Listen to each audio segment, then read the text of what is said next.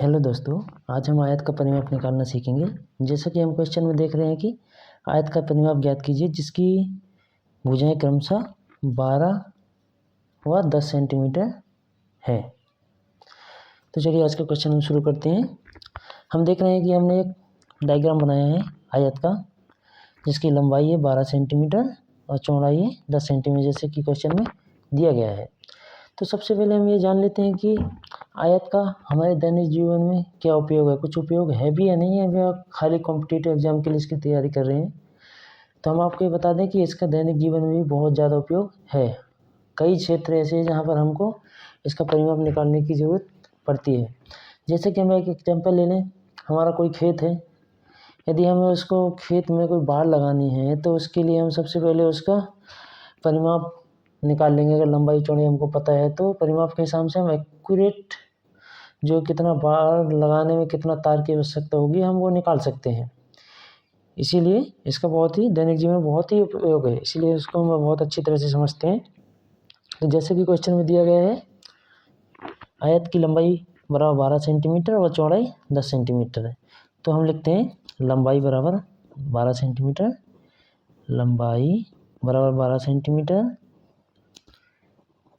वह चौड़ाई दी गई है 10 सेंटीमीटर, चौड़ाई बराबर 10 सेंटीमीटर।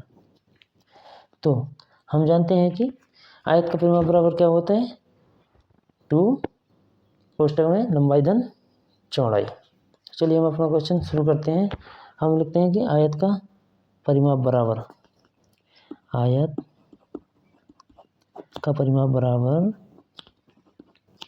2 लंबाई धन चौड़ाई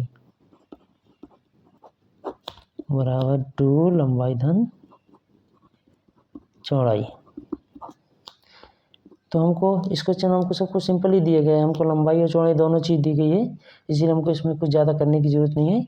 हम इसमें सिंपल ही चीज़ें मान रख देंगे और हमारा जो है आयत का परिमाप निकलाएगा। तो 2 हो गया, लंबाई दी हुई है 12 सेंटीमीटर, तो हम 12 प्लस चौड़ाई दी हुई है 10, तो हम इन दोनों को जोड़ देंगे तो कितना हो जाएगा 22 इक्वल टू 22 दूनी 44 सेंटीमीटर। जो परिमाप होता है वो सेंटीमीटर में मापा जाता है, इसीलिए हम इसको क्या करेंगे 44 सेंटीमीटर। तो हम इधर लिख देंगे आयत का परिमाप बराबर 44 सेंटीमीटर, आयत का परिमाप बराबर 44 सेंटीमीटर। इस तरह से हम आयत का परिमाप आसानी से निकाल सकते हैं। तो चलिए हम इसको एक बार और देख लेते हैं कि हमने किस तरीके से दिया। तो हमको सिंपली सवाल में दिया गया है कि आयत का परिमाप ज्ञात कीजिए जिसकी भुजाएं क्रमशः 12 सेंटीमीटर व 10 सेंटीमीटर है। तो हमने एक त्रिभुज बनाया हुआ है जिसका लंबाई हो गया 12 सेंटीमीटर, चौड़ाई है 10 सेंटीमीटर। तो हमको लंबाई और चौड़ाई दी गई है, लंबाई बराबर हमने लिखा 12 सेंटीमीटर, चौड़ाई बराबर 10 सेंटीमीटर। तो अब हम जानते हैं कि आयत का परिमाप बराबर होता है 2 लंबाई धन चौड़ाई। तो हमने 2 और लंबाई का मान हो गया 12 धन चौड़ाई का मान 10, तो इन दोनों को ऐड कर दिया, उसके बाद हमने इसका गुणा कर दिया। तो आगे कितना 44 सेंटीमीटर, आयत का परिमाप बराबर 44 सेंटीमीटर।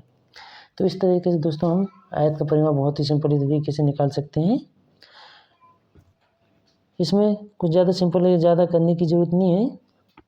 हम इसको मेन इस हिसाब से सोच रहे हैं कि हमको इसका दैनिक जीवन कहाँ कहाँ उपयोग हो रहा है, इसीलिए इसका हमको इस बारे में जानकारी होना बहुत ही आवश्यक है। यदि हमको हमारे वीडियो आपको बहुत अच्छा लगा हो तो हमारे वीडियो को लाइक ज़रूर करें।